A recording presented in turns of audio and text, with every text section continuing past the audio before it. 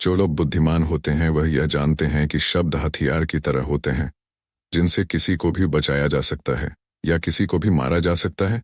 अब आप सोच रहे होंगे कि शब्दों से किसी को मारा कैसे जा सकता है, तो जरा सोचिए, ज्यादातर आत्महत्याओं के पीछे क्या कारण होता है? किसी के पति ने कुछ कहा और उन लोगों ने आत्महत्या कर ली। यह आत्महत्या किसके कारण हुई?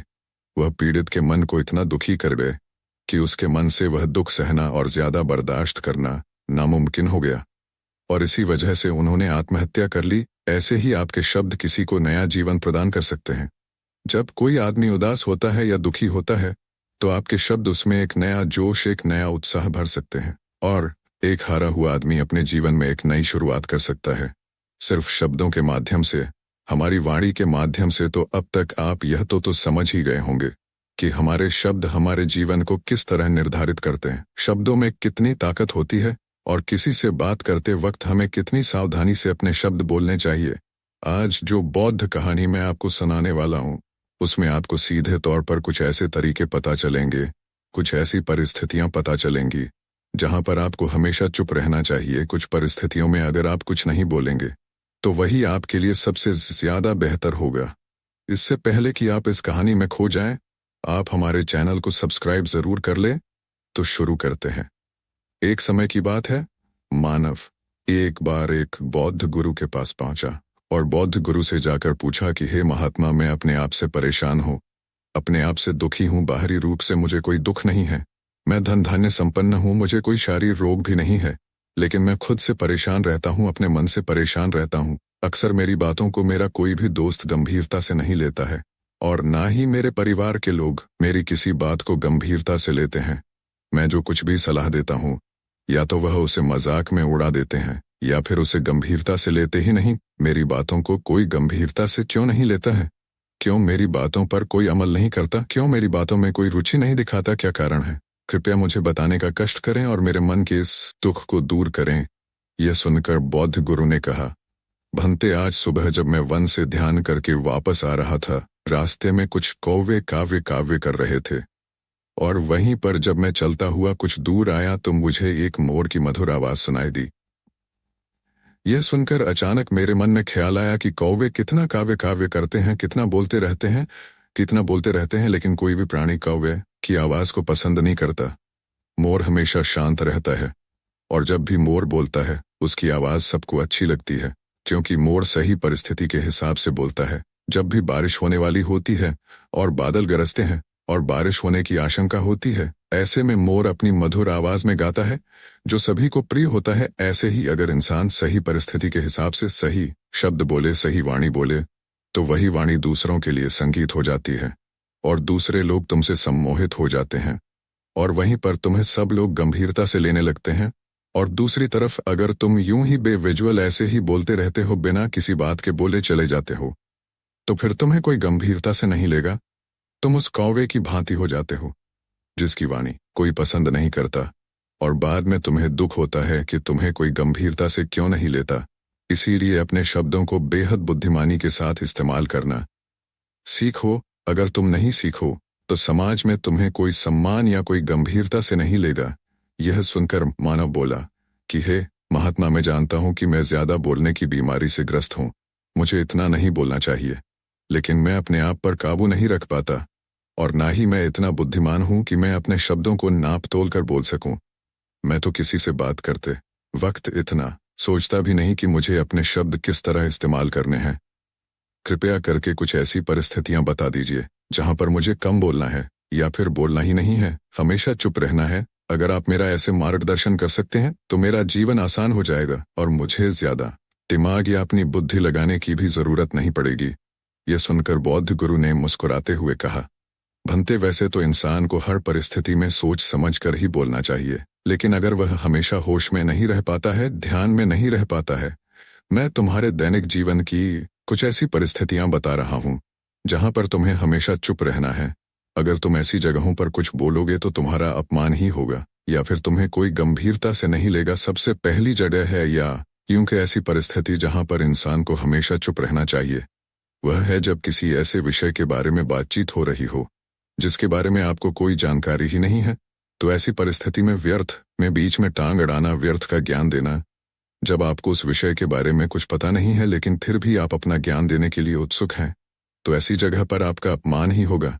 जरा तुम खुद सोचो, जब कोई भी आदमी अपनी बीमारी के बारे में चर्चा कर रहा हो और आपको उस बीमारी के बारे में कोई भी ज्ञान नहीं है, लेकिन फिर भी आप व्यर्थ में बेकार में उसे ऐसी ऐसी औषधियां बता रहे हैं जिनका उसकी बीमारी से कोई तालमेल ही नहीं है, तो ऐसे में आप अपनी प्रतिष्ठा अपने हाथों से खो रहे होते हैं और आपको पता ही नहीं होता। ऐसी परिस्थिति में आदमी को हमेशा सुनना चाहिए।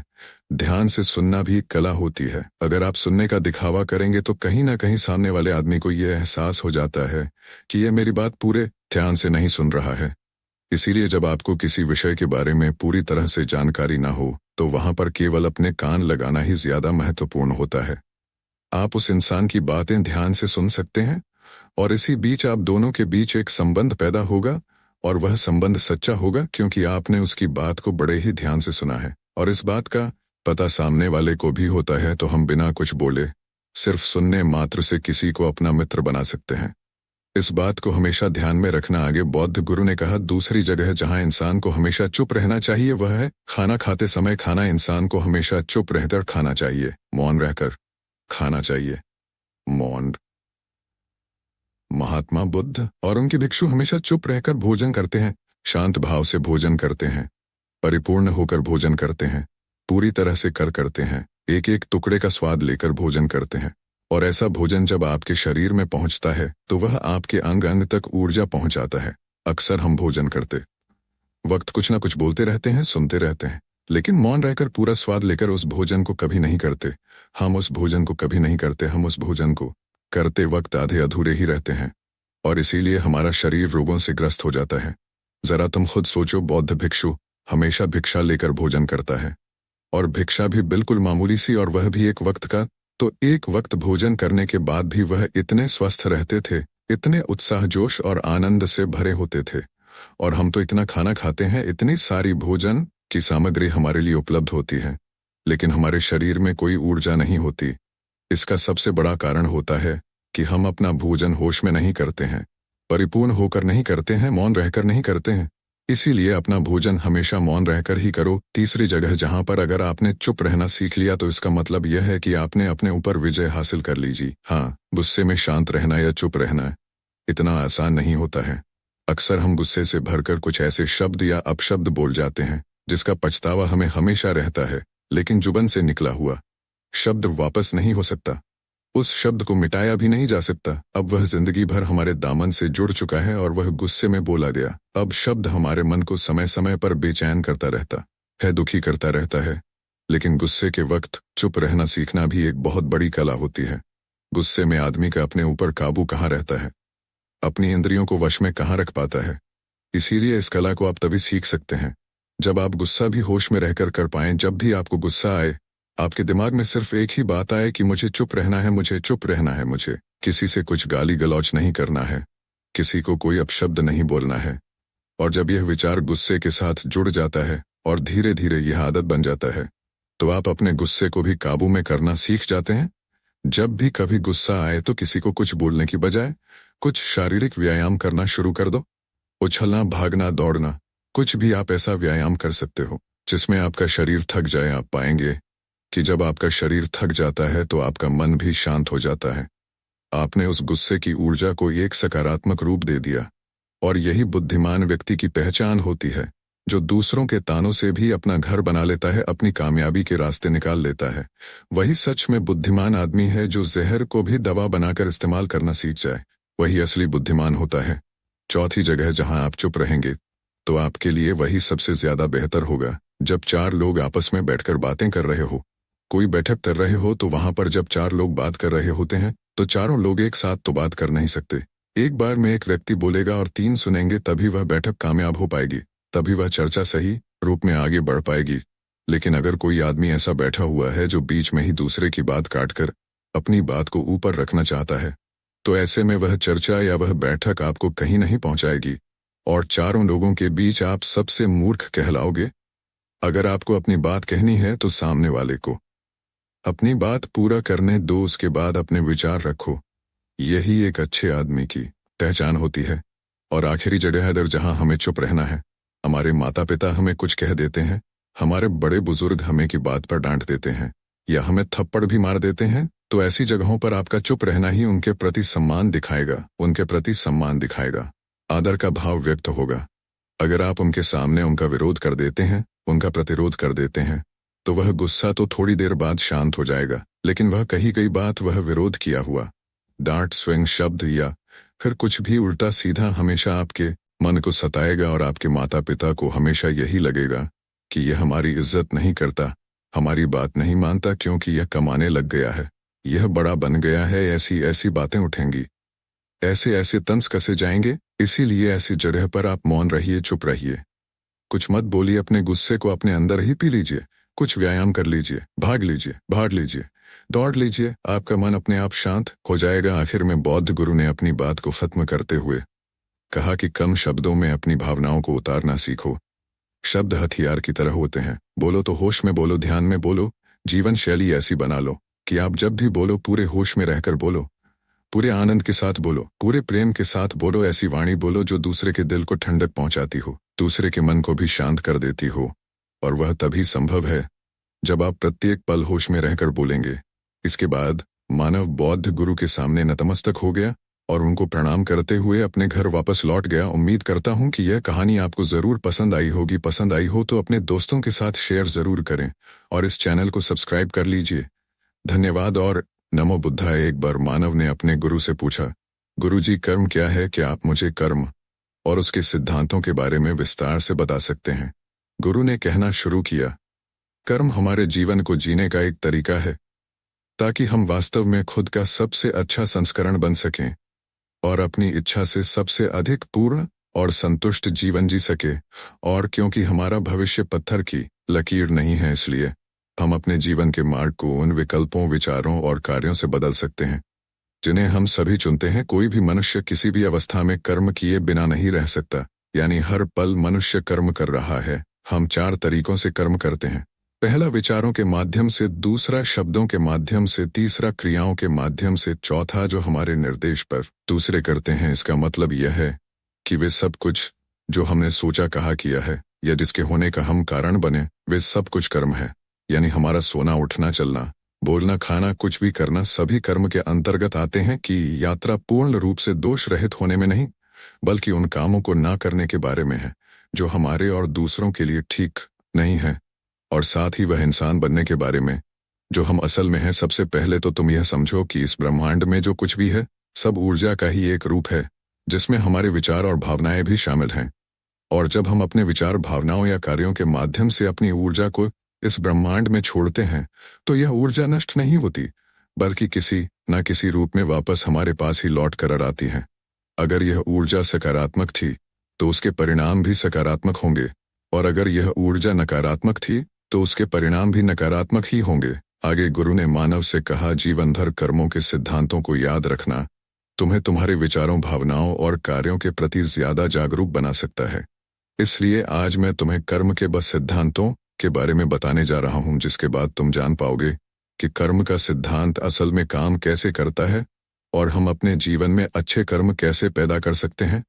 कर्म का पहला सिद्धांत कहता है कि हम जो भी विचार या ऊर्जा इस ब्रह्मांड को देते हैं, अच्छा या बुरा, वही हमें वापस मिलता है। साधारण शब्दों में कहे तो हम जो भी करते हैं, वह अंत में लौटकर हमारे पास ही आता है। अच्छा या बुरा दोनों, ना तो हम अपने अच्छे कर्मों से बच सकते हैं और ना ही अपने बुरे कर्मों से भाग सकते हैं। दोनों के परिणाम हमें भोगने ही पड़ते हैं। कर्म का पहला सिद्धांत यह भी सिखाता है कि तुम अपने जीवन में जो भी पाना चाहते हो, पहले खुद ही उससे भर जाओ। अगर तुम प्रेम चाहते हो तो पहले खुद से प्रेम चाहते हो करो। अगर इज्जत चाहते हो तो पहले खुद को सम्मान दो और दूसरों की इज्जत करो। साधारण शब्दों में कहे तो तुम जो पाना चाहते हो, पहले खुद को उसके काबिल बनाओ। वो चीजें खुद बखुदा संगीत। जीवन में अच्छी चीजें कभी अपने आप ही नहीं मिलती, उसके लिए हमें अच्छा कर्म और मेहनत करनी ही पड़ती है।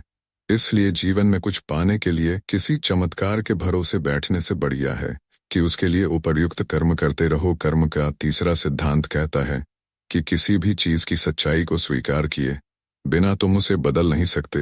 जैसे कि अगर कोई इंसान अपनी शराब पीने की आदत को छोड़ना चाहता है तो पहले उसे यह स्वीकार करना होगा कि वह एक शराबी है, उसे शराब पीने की लत है, तब जाकर वह शराब छोड़ सकता है। क्योंकि जो जीवन का सच है उसे नकारते रहने से कुछ नहीं होने वाला। ऐसा करके हम केवल अपने जीवन में और दुख व समस्याओं को ही निमंत्रण देते हैं। तुम्हें यह समझना होगा कि सब कुछ तुम्हारे मन मुताबिक हो यह जरूरी नहीं है। तुम सब कुछ काबू नहीं कर सकते। सच को स्वीकार कर आगे बढ़ जाना ही तुम्हारा सच्चा का कर्म है। अच्छे वक्त के लिए इस समय से बेहतर कोई और समय नहीं है और कर्म का यह नियम हमारे दैनिक जीवन की अधिकांश परिस्थितियों पर लागू होता है।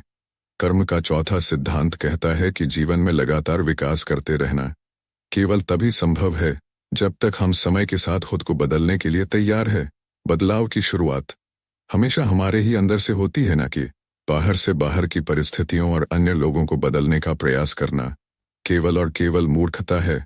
इससे कुछ नहीं बदलने वाला। यह प्रयास केवल हमारे समय और ऊर्जा की बर्बादी करेगा। केवल अपने आप को बेहतर और बेहतर बनाना ही हमारे हाथ में है। इसलिए जीवन में लगातार सफलता पाने के लिए खुद को बदलने के लिए तैयार रहो। कर्म का पांचवा सिद्धांत कहता है कि आज तुम्हारे जीवन में जो भी कुछ है, अच्छा या बुरा, आज तुम जहां पर भी हो, जीवन में जो भी चुनौतियां हो, इस सब के लिए तुम खुद ही जिम्मेदार हो। जो निर्णय तुमने अतीत में लिए हैं उनसे ही तुम्हारे आज का निर्माण हुआ है। जब तक तुम दूसरे लोगों और बाहरी परिस्थितियों को अपने हालत का जिम्मेदार मानते रहोगे तब तक तुम उन मुसीबतों में फंसे ही रहोगे, क्योंकि ऐसा नजरिया तुम्हें तुम्हारी समस्याओं का समाधान खोजने से रोकता है। इसलिए आज तुम्हारे जीवन में जो कुछ भी है उसके प्रति जिम्मेदार रहो और आगे बढ़ो। कर्म का छठा सिद्धांत कहता है कि हमारे जीवन में सब कुछ, जिसमें हमारा अतीत, वर्तमान और भविष्य शामिल है, सब आपस में जुड़े हुए हैं। हम किसी भी घटना या चीज को कम नहीं समझ सकते। जैसे अगर आज वर्तमान में कोई विद्वान है तो इसका मतलब है कि उसने अपने अतीत में जो भी ज्ञान प्राप्त किया है उसके परिणाम स्वरूप वह आज विद्वान बना है। इसीलिए इंसान को जब भी मौका मिले कोई भी काम करने का या सीखने का तो बेझिझक उसे करना चाहिए, क्योंकि आज का कुछ सीखा हुआ या अनुभव किया हुआ कब काम आ जाए यह कोई नहीं बता सकता। कर्म का सातवां सिद्धांत कहता है कि एक समय पर केवल एक ही चीज पर ध्यान केंद्रित किया जा सकता है। एक साथ बहुत सी चीजों पर ध्यान केंद्रित करना हमें धीमा कर सकता है, साथ ही निराशा और नकारात्मकता का कारण बन सकता है। इसलिए कर्म का सातवां सिद्धांत हमें एक समय में केवल एक ही चीज पर ध्यान केंद्रित करने के लिए प्रोत्साहित करता है। कर्म का आठवां सिद्धांत कहता है कि तुम इस दुनिया की बेहतरी के लिए जिन भी चीजों और बदलावों पर विश्वास करते हो और उन्हें होता हुआ देखना चाहते हो तो पहले खुद ही वह चीजें करो। उदाहरण के लिए, यदि तुम एक शांतिपूर्ण दुनिया में रहना चाहते हो तो तुम्हें दूसरों के लिए शांति पैदा करने पर ध्यान देने की जरूरत है। अगर तुम एक स्वस्थ देश का सपना देखते हो तो पहले खुद ही अपने आसपास साफ सफाई रखना शुरू करना होगा। कर्म का नौवां सिद्धांत कहता है कि अगर तुम अपने जीवन में खुश रहना चाहते हो तो अपने अतीत के लिए पछताना छोड़ दो, भविष्य की चिंता करना बंद कर दो और केवल आने वाले वर्तमान पर ध्यान दो। जब तक तुम अपने अतीत की यादों और भविष्य की चिंताओं से जुड़े रहोगे तब तक तुम कभी भी शांत और खुश नहीं रह पाओगे। कर्म का 10वां सिद्धांत कहता है कि इतिहास खुद को तब तक दोहराता है जब तक हम इससे सीखकर अपना रास्ता नहीं बदल लेते। किसी भी काम को बार बार एक ही तरीके से करके अलग परिणाम की उम्मीद करना मूर्खता है। इसलिए अपनी और दूसरों की गलतियों से सीखो और अपने काम करने के तरीकों में बदलाव लाओ। कर्म का 11वां सिद्धांत कहता है कि बड़े बदलाव समय लेते हैं, इसलिए जीवन में बड़ी सफलताएं लगातार प्रयास और लंबे समय तक धैर्य रखने से मिलती है। अगर हम बेहतर और लंबे समय तक लाभान्वित करने वाले परिणाम चाहते हैं तो हमें धैर्यवान बनना होगा। जल्दबाजी हमें दूरगामी परिणाम नहीं दे सकती। धैर्य रखकर जीवन में आगे बढ़ते रहना यही कर्म का 11वां नियम है। कर्म का 12वां सिद्धांत कहता है कि इस दुनिया में हर इंसान अपने आप में अलग है और हर इंसान के पास अपनी कुछ विशेषताएं हैं जिनके द्वारा वह इस दुनिया में अपना योगदान दे रहा है। इसलिए कभी भी अपने आप को और अपने काम को किसी से कम न समझे, क्योंकि हो सकता है कि तुम्हारा काम किसी के नजरों में छोटा हो लेकिन किसी दूसरे इंसान के लिए वह बहुत बड़ा काम हो। साधारण शब्दों में कहे तो अपना हर संभव योगदान देना और उसके महत्व को समझना यही कर्म का 12वां सिद्धांत है। इतना कहकर गुरु मौन हो गए और मानव अब कर्म के बारे में सब कुछ समझ चुका था। अब मानव ने गुरु का धन्यवाद किया और वहां से चला गया नमो घने जंगलों में। एक बौद्ध गुरु अपने आश्रम में अनेक शिष्यों के साथ रहा करते थे। सभी शिष्य मानव के ज्यादा बोलने की आदत से परेशान थे। वह जब भी किसी से मिलता स्विंगल तो मिलने के बाद अपने गुरु भाइयों के सामने उस इंसान के बारे में अपने विचार देना शुरू कर देता। जब भी आश्रम में रहने वाला कोई दूसरा शिष्य अपनी कोई समस्या लेकर उसके पास आता तो मानव उसकी पूरी बात सुने बिना ही उसे सलाह देना शुरू कर देता। एक दिन मानव अपने गुरु के पास गया और अपनी सारी समस्या गुरु को बताई। बुद्ध गुरु ने कहा, भंते, वही इंसान ज्यादा बोलता है जिसे लगता है कि वह सब कुछ जानता है। ऐसा इंसान जो यह मानता है कि वह बहुत थोड़ा ही जानता है और अभी ऐसा बहुत कुछ है जो उसे सीखना है। वह कभी भी जरूरत से ज्यादा नहीं बोलता और ना ही बिना मांगे किसी को राय देता। इसलिए पहले खुद के अंदर से यह अभिमान हटाओ कि तुम्हें सब कुछ पता है। शिष्य ने बौद्ध गुरु के सामने अपना सिर झुका दिया। बौद्ध गुरु ने कहा, भंते, मैं एक दिन में तुम्हारी ज्यादा बोलने की आदत को खत्म तो नहीं कर सकता। यह आदत तुम्हें खुद ही अपने अंदर धीरे धीरे कम करनी होगी। मैं तुम्हें यह बता सकता हूं कि तुम्हें किन किन मौकों पर शांत रहना है। कंपोनेंट प्लेसमेंट, ताकि तुम खुद को इस परिस्थिति से निकाल सको। शिष्य ने गुरु की बात सुनी और सिर में हिला दिया। बौद्ध गुरु ने कहा, भंते, इन 5 मौकों पर हर इंसान को अपना मुख बंद रखना चाहिए। पहला, जब तुम्हें लगे कि कोई तुम्हारी भावनाओं को तुम्हारे शब्दों से नहीं समझ सकता, उस समय तुम्हें चुप रहना चाहिए। अक्सर हम लोगों को अपने दुख, अपनी परेशानियां बताना शुरू कर देते हैं, जबकि हमारे आसपास रहने वाले ज्यादातर लोगों को इससे कोई मतलब नहीं होता कि किसी के जीवन में क्या चल रहा है। हर इंसान को केवल खुद से मतलब होता है। वह केवल खुद के बारे में बात करना चाहता है, खुद के बारे में सुनना चाहता है, केवल खुद की तारीफ सुनना चाहता है। उन्हें दूसरों के जीवन की परेशानियों से कोई मतलब नहीं होता और न ही वह सुनना चाहते। उन्हें दूसरों की परेशानियों से कोई मतलब नहीं होता। हो सकता है कि 1 या 2 बार वह तुम्हारी दुख भरी कहानी सुन भी ले, लेकिन उसके बाद वह तुमसे दूर भागना शुरू कर देंगे, क्योंकि कोई भी किसी दुखी और असहाय इंसान के साथ रहना पसंद नहीं करता। इसलिए कभी भी अपने कुछ करीबी मित्रों और परिवार वालों को छोड़कर किसी ऐसे इंसान को अपनी परेशानी न बताएं जो तुम्हारी बातों को समझने के बजाय उनका मजाक बनाए। दूसरा, जब तुम्हें यह न पता हो कि किस विशेष मौके पर क्या बोलना है, या फिर तुम्हें किसी विशेष घटना के बारे में आधा अधूरा ही ज्ञान हो, तो ऐसे मौके पर भी तुम्हें चुप ही रहना चाहिए। ऐसा इंसान जो आधा अधूरा ज्ञान होने के बाद भी उस विशेष परिस्थिति में बात करता है, वह अक्सर ही मजाक का पात्र बन जाता है और कोई भी ऐसे इंसान को कभी गंभीरता से नहीं लेता। अपनी बात को प्रभावशाली तरीके से वही इंसान रख सकता है जिसे उस घटना या विशेष परिस्थिति के बारे में गहराई से जानकारी हो। इसलिए कभी भी आधी अधूरी और इधर उधर से मिलने वाली जानकारी के आधार पर लोगों से अपनी बात मनवाने की कोशिश ना करें। हालांकि दोस्तों, प्रभावशाली बात करना और एक ऐसा इंसान बनना जिसे हर कोई बात करना चाहे, जिसे हर कोई बात करना चाहे, जिसे हर कोई सुनना चाहे, यह भी एक कला है जिसे हर इंसान सीख सकता है। आप भी सीख सकते हैं। बस आपको बातचीत को शुरू करने और उसे लीड करने का आत्मविश्वास अपने अंदर जगाना है। तीसरा, बौद्ध गुरु ने कहा, जब कोई इंसान तुम्हारे सामने किसी तीसरे इंसान की बुराई कर रहा हो, तब ऐसी परिस्थिति में भी तुम्हें चुप रहना चाहिए। तुम्हें कभी भी ऐसी नकारात्मक बातचीत का हिस्सा नहीं बनना चाहिए, क्योंकि आज जो इंसान तुम्हारे सामने किसी तीसरे इंसान की बुराई कर रहा है, वही कल किसी और के सामने हमारी भी बुराई करेगा। और जो आपने तीसरे इंसान की बुराई करने में उसकी हाँ में हाँ की है, और यह मुमकिन है कि वह उस तीसरे इंसान से भी कह सकता है कि तुमने भी उसकी बुराई की है।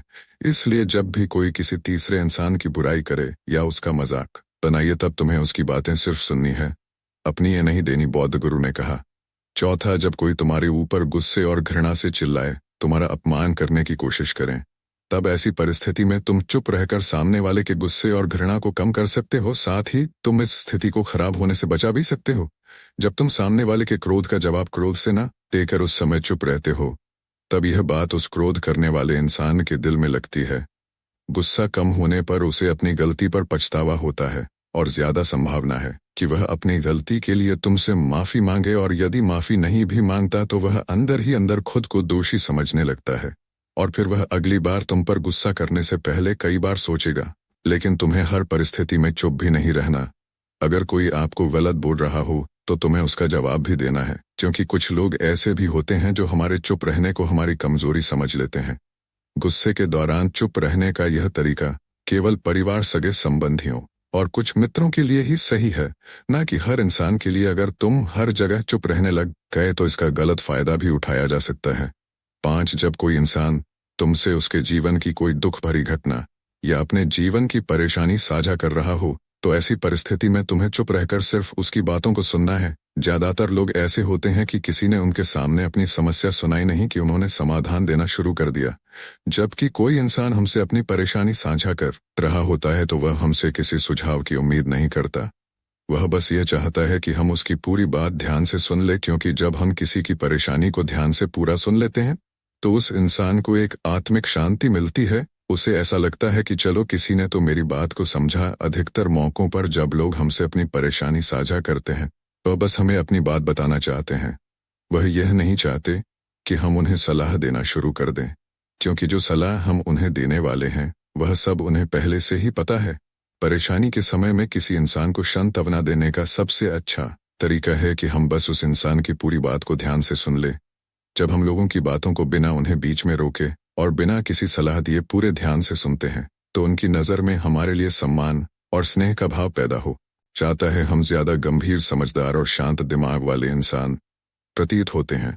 इसलिए अब जब भी अगली बार तुम्हें कोई अपनी परेशानी बताए तो बस उनकी बातों को ध्यान से सुन लेना, और जब तक वह तुमसे ना मांगे तो उन्हें किसी भी प्रकार की सलाह मत देना। गुरु ने कहा, मानव मेरी एक बात हमेशा याद रखना, जब तुम कम बोलते हो तो लोग तुम्हारी तरफ ज्यादा आकर्षित होते हैं कि तुम क्या हो और तुम क्या सोचते हो। मानव ने हाँ में सिर हिलाया। मानव अब बौद्ध गुरु की बातों को समझ चुका था कि उसे किन किन परिस्थितियों में शांत रहना है। उसने यह भी जान लिया था कि कम बोलकर वह आश्रम में अपनी प्रतिष्ठा वापस पा सकता है। उसने गुरु का धन्यवाद किया और वहां से चला गया। इस कहानी से हमें यह महत्वपूर्ण शिक्षा मिलती है कि मौन केवल एक आदत नहीं बल्कि एक गुण है जो हमें आत्मसंयम और समझदारी का प्रतीक बनाता है। आवश्यकता से अधिक बोलने से अक्सर न केवल हमारी प्रतिष्ठा को हानि होती है बल्कि हमारी बातों का महत्व भी कम हो जाता है। सही समय पर चुप रहना, दूसरों की बात ध्यान से सुनना और बिना मांगे सलाह ना देना जीवन में संतुलन बनाए रखने का एक साधन है। मानव ने बौद्ध गुरु की सीख को अपने जीवन में आत्मसात किया और धीरे धीरे अपनी आदतों में बदलाव लाना शुरू किया। उसने समझ कि कम बोलने से न केवल उसकी प्रतिष्ठा बढ़ेगी बल्कि वह दूसरों के लिए प्रेरणा का स्रोत भी बनेगा। यह कहानी हमें सिखाती है कि शब्दों का मोल तभी है जब वे सही समय और सही जगह पर बोले जाए। मौन को अपनी ताकत बनाएं और जीवन में शांति और सम्मान के साथ आगे बढ़े। नमो बुद्धाय। दोस्तों, आकर्षण का नियम यानी लॉ ऑफ अट्रैक्शन एक ऐसी कला है जो आपके अंदर है, मेरे अंदर है, हर मनुष्य के अंदर होती है। लेकिन इस कला से हम अनजाने हैं। वास्तव में आप जो सोचोगे वही होगा। लेकिन कैसे? क्या आपने कभी सोचा है कि क्यों हमारे काम बनते बनते बिगड़ जाते हैं? क्यों हम अपने कार्यों में सफल नहीं हो पाते हैं? क्यों हम हमेशा ही दुखी रहते हैं? आइए इसे एक छोटी सी कहानी के माध्यम से समझते हैं कि कैसे हम जो भी चाहे उसे आकर्षण के यानी लॉ ऑफ अट्रैक्शन के माध्यम से पा सकते हैं। दोस्तों, पर आपका स्वागत है। तो शुरू करते हैं। मानव अपने जीवन से बहुत परेशान था। उसका कोई भी काम नहीं बनता था। वह जो भी कार्य करता वह उसको सही से नहीं कर पाता। सफलता उससे कोसों दूर थी। वह अपने जीवन में कुछ भी काम करता तो उसे सफलता ही नहीं मिल पाती। इसके चलते उसके घर में हमेशा रहने लगी थी। घर में हमेशा क्लेश ही होता रहता था। मानव को एक ऐसे मंत्र की जरूरत थी जिससे उसकी सारी समस्याएं समाप्त हो सके। उसने कई लोगों से, कई ज्ञानियों से, विद्वानों से एक मंत्र की मांग की जिसको पढ़ने से उसकी सारी परेशानियां और सारे दुख दूर हो जाए। लेकिन उन ज्ञानी लोगों ने, उन विद्वानों ने मानव को बहुत सारे ऐसे मंत्र दिए जिससे उसकी परेशानी दूर हो सके। उसने सारे मंत्रों को अपनाया लेकिन कोई भी मंत्र काम नहीं आया। कुछ दिनों बाद मानव एक बौद्ध गुरु के बारे में सुनता है। अब मानव बौद्ध गुरु को खोजते हुए एक जंगल में पहुंच जाता है और जंगल में उसे एक आश्रम दिखाई दिया। वहां उसे बौद्ध गुरु मिले। उसने बौद्ध गुरु से कहा, गुरुदेव मैं बहुत दुखी हूं, परेशान हूं, कृपया मेरे दुखों का समाधान करें। बौद्ध गुरु मुस्कुराए और बोले, भंते इस दुनिया में सभी लोग दुखी हैं। तुम कितने बड़े दुखी हो? मान ने कहा, मैं सबसे ज्यादा दुखी हूं। फिर बौद्ध गुरु ने कहा, तुम्हें मुझसे क्या चाहिए? मानव ने कहा, मुझे एक ऐसा मंत्र चाहिए दुख दूर हो जाए। बौद्ध गुरु ने कहा, मंत्र ऐसे नहीं मिलते, उसके लिए कुछ करना पड़ता है। अगर मैं तुमसे कुछ करने के लिए कहूं तो क्या तुम करोगे? और जैसा मैं कहूंगा ठीक वैसा ही करना होगा। मानव ने कहा, जी गुरुदेव, आप जैसा कहेंगे मैं वैसा ही करूंगा, जो नियम आप बताएंगे मैं वैसा ही करूंगा। सारे यज्ञ हवन कंपोनेंट प्लेसमेंट पूजा पाठ सब कुछ करूंगा, कुछ भी नहीं छोड़ूंगा। बौद्ध गुरु ने कहा, यह सब तो बहुत आसान चीजें हैं, मंत्र पाने के लिए बड़ी कठिन मेहनत करनी पड़ती है। क्या तुम कर पाओगे? मानव ने कहा, गुरुदेव क्या मुझे जलते अंगारों पर चलना होगा? बौद्ध गुरु ने हंसते हुए बोले, नहीं, इतना भी आसान काम भी नहीं है। गुरुदेव की यह बात सुनकर मानव की हालत खराब हो गई। अब मानव सोचने लगा, पता नहीं गुरुदेव मुझसे क्या करवाना चाहते हैं? हर चीज इन्हें बहुत आसान ही लग रही है, तो फिर कठिन काम क्या है? मानव ने कहा, गुरुवर कृपा करके आप ही मुझे बता दीजिए कि मुझे करना क्या है। मैं वह सब कुछ करूंगा जो आप बोलेंगे। बौद्ध गुरु बोले, जैसे तुम यहाँ पर घर से आए हो वैसे ही तुम यहाँ से अपने घर को चले जाना और अपने मन में यह कहते हुए जाना कि मैं बहुत सुखी व्यक्ति हूँ, मैं बहुत सुखी प्राणी हूँ। बौद्ध गुरु की यह बात सुनते ही मानव बहुत खुश हो गया और बोला, बस गुरुदेव क्या इतना सही बोलना है, इसे तो मैं यूं ही कर लूंगा। बौद्ध गुरु ने कहा, ठहरो, जरा पूरी बात तो सुन लो। जब तुम अपने मन में यह बात दोहरा रहे होगे तो तुम्हारे मन में हाथी का ख्याल नहीं आना चाहिए। अगर तुम्हारे मन में हाथी का ख्याल आ गया तो सब बेकार हो जाएगा। व्यक्ति ने मुस्कुराते हुए कहा, यह काम तो मैं बहुत ही आसानी से कर लूंगा। और यह कहकर मानव अपने घर की ओर चल पड़ा। आश्रम से निकलते ही मानव ने अपने मन में कहना शुरू किया कि मैं बहुत सुखी हूँ, लेकिन ऐसा कहते ही उसके मन में हाथी का ख्याल आ गया। जब भी वह कहता कि मैं बहुत सुखी हूँ, तभी उसके मन में हाथी का ख्याल आ जाता। अब मानव को अपने गुरु की हाथी वाली बात याद आ जाती है। अब जब भी वह कहता कि मैं बहुत सुखी हूँ तो उसके मन में हाथी का ख्याल और ज्यादा आने लगता है। अब ऐसा कहते कहते वह रास्ते की ओर जा ही रहा था कि उसे रास्ते में हाथी दिखना लगे। अब मानव को चारों तरफ बस हाथी ही दिखाई दे रहे थे। उसने सोचा, आते समय तो ये हाथी कहीं दिखे ही नहीं, अब क्यों दिख रहे हैं? अपने मन में सुखी हूँ, मैं सुखी हूँ। और ऐसा बोलता हुआ वह अपने घर पहुंच गया। घर पहुंचकर उसने अपने पत्नी से बोला, हथनी में बहुत भूखा हूँ, हाथी परोस। दो मुंह से हाथी का शब्द निकलते ही उसका मुंह खुला का खुला रह गया। उसकी सारी मेहनत पर पानी फिर गया। उसने सोचा, आज से पहले कभी उसके मन में हाथी का ख्याल तो नहीं आया था, तो आज कैसे आ रहा है? और उसे हर जगह हाथी ही हाथी क्यों दिखाई दे रहे हैं? वह सब कुछ छोड़कर भागते हुए बौद्ध गुरु के आश्रम जा पहुंचा। आश्रम में पहुंचकर वह बौद्ध गुरु के चरणों में गिर पड़ा और बोला, गुरुवर यह क्या हो गया? मुझे कुछ समझ में नहीं आ रहा है। मुझे तो हर जगह सिर्फ हाथी ही हाथी दिखाई दे रहा है। ऐसा क्यों हो रहा है? आपने कहा था कि हाथी का ख्याल भी नहीं आना चाहिए, लेकिन मेरे तो जुबान पर ही हाथी बैठ गया है। आज से पहले मुझे इतने हाथी कभी नहीं दिखे। आपने जो मंत्र दिया था वह अभी नष्ट हो गया, मुझे मंत्र मिला ही नहीं। फिर बौद्ध गुरु ने कहा, तुम्हें मंत्र मिल चुका है, सिर्फ तुम्हें उसका उपयोग करना सीखना है। लेकिन गुरुदेव, जैसा आपने कहा मैं तो वैसा बिल्कुल ही नहीं कर पाया, फिर मंत्र कैसे काम करेगा?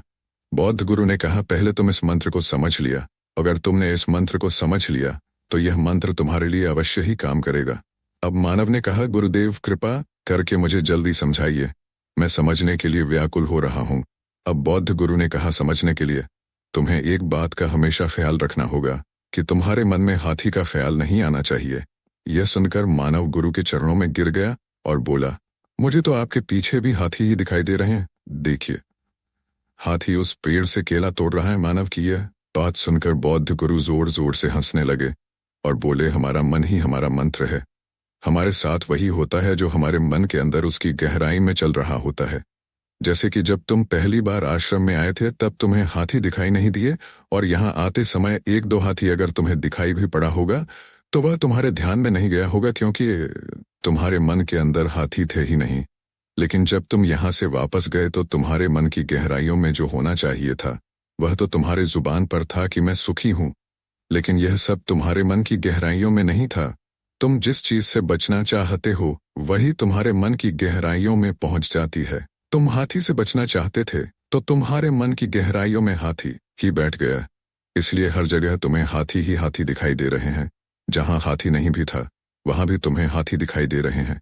जैसे तुम्हारी पत्नी में, तुम्हारे भोजन में और तुमने मुझ में भी हाथी ही देखा। मानव, तुम इस बात को ठीक से समझो। अगर मन की गहराई में यह मंत्र है कि मैं दुखी हूं, मेरे पास हर वस्तु बहुत कम है, अब तुम्हारे पास कितना भी आ चाहे तुम्हें हमेशा कम ही लगेगा। अगर किसी व्यक्ति के मन की गहराइयों में यह बात है कि मैं सुखी हूं, मेरे पास ईश्वर का दिया हुआ बहुत है, तो उसके पास जितना भी है उसे हमेशा अधिक ही लगेगा। फिर चाहे उसके पास चीजें कम क्यों ना हो, और अगर उसके जीवन में दुख भी हो गया तो वह उसमें सुख निर्मित कर ही लेगा। जो व्यक्ति भीतर से दुखी रहता है, उसके पास 36 प्रकार के व्यंजन रहते हुए भी वह दुखी ही रहेगा। और ठीक उसके विपरीत, जो व्यक्ति भीतर से और मन से सुखी रहता है, उसके पास अगर 2 सूखी रोटी भी है तो उसे खाकर वह हमेशा सुखी ही रहेगा। इसीलिए मन में जैसी धारणा लगाओ, उसी प्रकार तुम्हें मिलेगा। जिस प्रकार तुमने हाथी ढूंढ लिए, बौद्ध गुरु ने आगे कहा। अब तुम्हें समझ में आया होगा तुम इस मंत्र को कैसे सिद्ध करोगे। मानव ने कहा, गुरुदेव मैं समझ गया। हम जो हमेशा सोचते हैं वही हमारे मन में भी बैठ जाता है। मैं लगातार शब्दों का उच्चारण मुंह से जरूर कर रहा था, पर मेरी सोच तो हाथियों पर ही चल रही थी, इसलिए वह मुझे हर जगह दिखाई दे रहे थे। इसी तरह मैं जीवन में सुख चाहता हूँ, लेकिन मेरे मन में तो दुख ही बैठा हुआ है और मेरे सब काम बिगड़ने लगते हैं, क्योंकि मैं हमेशा ही उल्टा सोचता रहता हूँ, और इसलिए यह मंत्र भी उल्टा ही हो जाता है। वास्तव में हमारे मन में जो भी चलता है वह एक साधना की तरह ही होता है। अगर कोई सच्चे मन से साधना करता है तो उसे फल अवश्य ही मिलेगा। अगर मन में हम गलत सोच विचार रखेंगे तो हमें उसका फल भी गलत ही मिलेगा। इसीलिए अच्छी सोच और अच्छे विचारों को जितना जल्द हो सके काम में लगाने की जरूरत है, क्योंकि एक सकारात्मक विचार को नकारात्मक विचार में बदलने में देर नहीं लगती। दोस्तों, आपने ने विचारों को जितना जल्द हो सके सकारात्मक काम में लगाने की जरूरत है। कहानी हमें सिखाती है कि हमारा मन जैसी धारणा को आत्मसात करता है, वैसे ही हमारे जीवन का निर्माण होता है। जब तक हमारे विचार सही दिशा में नहीं होंगे, तब तक जीवन में सुख और संतोष नहीं आ सकता। इसी वजह से सकारात्मक सोच और अच्छे विचारों का होना बेहद महत्वपूर्ण है, क्योंकि यह हमारे जीवन को गहराई से प्रभावित करते हैं। नमो बुद्ध। दोस्तों, आप अपने मन में जिस चीज का विचार करोगे वही चीज आपको मिलना शुरू हो जाएगी। अगर आप अपने आप को एक खुशहाल व्यक्ति मानते हो तो आप एक खुशहाल व्यक्ति बन जाएंगे। इसी प्रकार आप अपने मन में जिस भी वस्तु या विचार को लेकर पॉजिटिव हो, वह आपको अवश्य ही मिलती है। गौतम बुद्ध के अनुसार हम वही बनते हैं जो हम सोचते हैं। जिस तरह कोई व्यक्ति न सोच के साथ बोलता या काम करता है तो उसे कष्ट ही मिलता है, वहीं अगर कोई व्यक्ति सकारात्मक विचारों के साथ बोलता या कार्य करता है तो उसकी परछाई की तरह खुशी उसका साथ कभी नहीं छोड़ती। अगर व्यक्ति नकारात्मक सोच के साथ बोलता या कार्य करता है तो उसकी परछाई की तरह दुख उसका साथ नहीं छोड़ता। गौतम बुद्ध की एक कहानी जो आज मैं आपको सुनाने जा रहा हूँ, इस कहानी को सुनने के बाद आप अपने जीवन की सभी समस्याओं से आसानी से निकल पाएंगे। नमस्कार दोस्तों, चैनल पर आपका स्वागत है। तो शुरू करते हैं। घने जंगलों के बीच बौद्ध गुरु का एक बहुत ही सुंदर आश्रम था, जहां बौद्ध गुरु अपने अनेक शिष्यों के साथ रहा करते थे। एक दिन बौद्ध गुरु पास ही के गांव में गांव वालों को प्रवचन दे रहे थे। सभी लोग बौद्ध गुरु के प्रवचनों को बड़े ही ध्यानपूर्वक सुन रहे थे। कुछ समय बाद प्रवचन समाप्त हुए और सब लोग बौद्ध गुरु को प्रणाम करके अपने अपने घर की ओर जाने लगे, लेकिन मानव वहीं पर बैठा रहा। बौद्ध गुरु की नजर उस युवक पर पड़ी तो वे पूछने लगे, भंते क्या बात है, कोई परेशानी है? मानव गुरु के पास गया और बोला, गुरुवर मैं बहुत परेशानी में हूँ। मैं जितना अपने भविष्य के बारे में सोचता हूँ उतना ही उलझ जाता हूँ। यह कैसी उलझन है? मानव हाथ जोड़कर बोला, गुरुवर यह संसार कितना विशाल है। संसार में लाखों करोड़ों लोग निवास करते हैं, उनमें भी एक से बढ़कर एक कलाकार, विद्वान आदि है। ऐसे में मुझ जैसे सामान्य प्राणी का क्या मूल्य है? युवक की बात सुनकर बौद्ध गुरु मुस्कुराए और बोले, भंते तुम्हारी जिज्ञासा का उत्तर मिल जाएगा, पर इसमें थोड़ा सा समय लगेगा। क्या तब तक तुम मेरा एक छोटा सा काम कर सकते हो? युवक ने कहा, गुरुवर यह तो मेरे लिए गर्व का विषय है कि मैं आपके काम आ सकी। युवक ने फिर से अपने हाथ जोड़कर कहा, आप आदेश करें गुरुवर। बौद्ध गुरु ने युवक को एक चमकीला पत्थर देते हुए कहा, तुम्हें इस पत्थर का मूल्य पता करना है। मानव ने वह पत्थर ले लिया। उसने एक बार फिर से उन्हें प्रणाम किया और बाजार की ओर चल पड़ा। बाजार वहां से ज्यादा दूर नहीं था। युवक थोड़ी देर में बाजार में पहुंच गया। सुबह का समय था, इसलिए बाजार अभी ठीक से लगा नहीं था। मानव एक दुकानदार के पास गया और उसे पत्थर दिखाते हुए बोला, क्या आप इस पत्थर की कीमत बता सकते हैं? दुकानदार एक चालाक व्यक्ति था। पत्थर की चमक देखकर वह समझ गया कि अवश्य ही यह कोई कीमती पत्थर है। वह बनावटी आवाज में बोला, देखने में तो कुछ खास नहीं लगता, पर मैं इसके बदले 20 आने दे सकता हूँ। दुकानदार की बात सुनकर युवक को थोड़ा सा क्रोध आया। वह मन ही मन कहने लगा, इतना सुंदर पत्थर और इसका मूल्य सिर्फ 20 आम, अवश्य ही यह झूठ बोल रहा है। युवक को चुप देखकर दुकानदार बोल उठा, क्या कहते हो, बोलो बेचना है यह पत्थर? युवक ने दुकानदार को कोई जवाब नहीं दिया। वह चुपचाप आगे बढ़ गया। सामने एक सब्जी वाला अपनी दुकान सजा रहा था। मानव उसके पास पहुंचा और उसे वह पत्थर दिखाकर बोला, क्या आप ये पत्थर की कीमत बता सकते हो? दुकानदार पत्थर की चमक को देखता ही रह गया। मानव ने कहा, क्या हुआ भाई, कहाँ खो गए? सब्जी वाला चौंकता हुआ बोला, कुछ नहीं, मैं तो बस मन ही मन इसकी कीमत की गणना कर रहा था। वैसे मैं इस पत्थर के बदले 1 बोरी आलू दे सकता हूँ।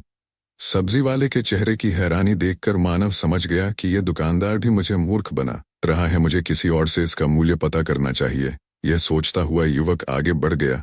सब्जी वाले दुकानदार ने युवक को पीछे से आवाज लगाई, क्या हुआ भाई, अगर आपको यह मूल्य कम लग रहा है तो बताएं तो सही, मैं इसे बढ़ा दूंगा। पर मानव ने उसकी बात पर ध्यान नहीं दिया।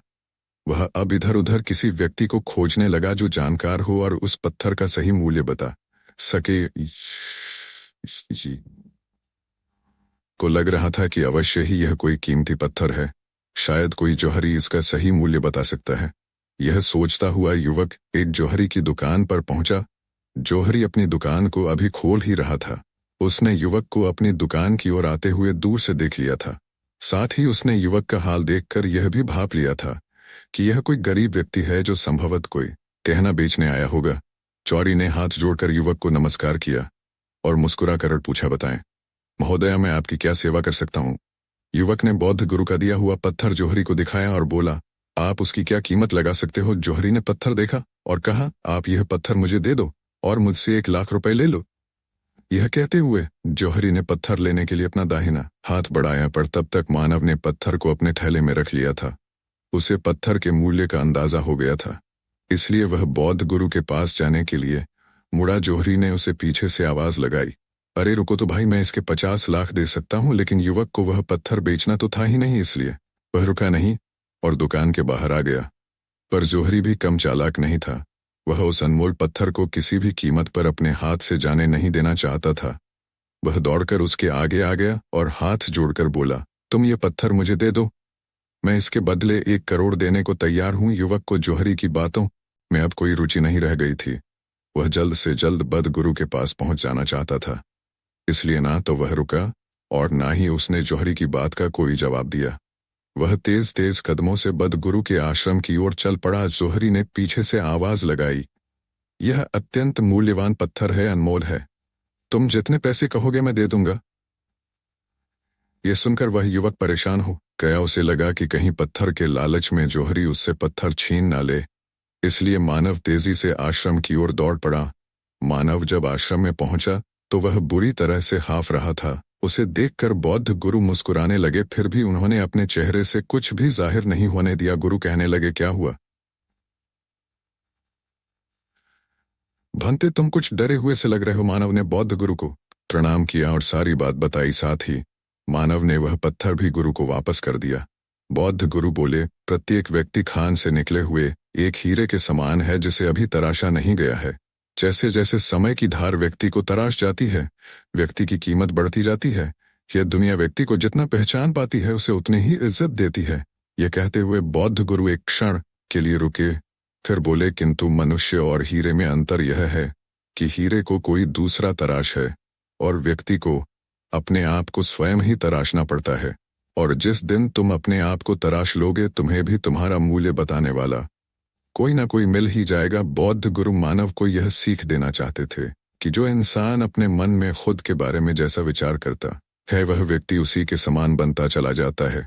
किसी इंसान को अगर दुनिया की किसी भी चीज से सच्चे मन से लगाव हो तो वह इंसान उस चीज को प्राप्त कर ही लेता है। वही जो इंसान अपनी इच्छा की वस्तु को प्राप्त करने में असमर्थ है, उस इंसान में अपने सच्चे मन से उस वस्तु को चाहा ही नहीं। दोस्तों, इस कहानी से हमें यह सीख मिलती है कि हम सभी के भीतर एक अनमोल मूल्य छिपा होता है, परंतु उसे तराशने की जिम्मेदारी हमारी स्वयं की होती है।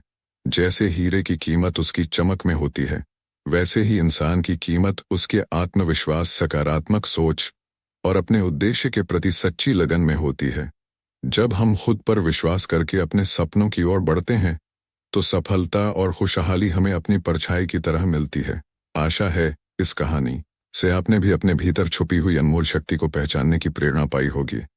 धन्यवाद, और ऐसे ही प्रेरणादायक कहानियां सुनाने के लिए चैनल को सब्सक्राइब करें। धन्यवाद और नमो बुद्धाय।